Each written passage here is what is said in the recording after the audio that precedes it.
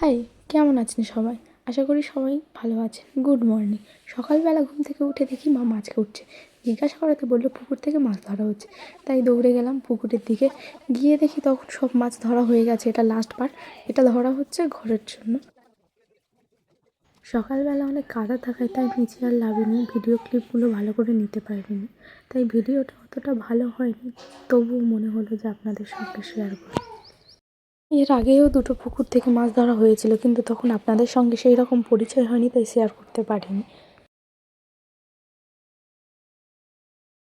সকালবেলা যেহেতু অনেক কাজ থাকে, তাই সেই রকমভাবে কোনো ভিডিও ক্লিপ নিতে পারিনি। জানি ভিডিওটা অত ভালো হয়নি, তাও আপনাদের সঙ্গে শেয়ার করলাম। এদিকে আমার শাশুড়ি এখানে কিছু মাছ বিক্রিও করে দিচ্ছে।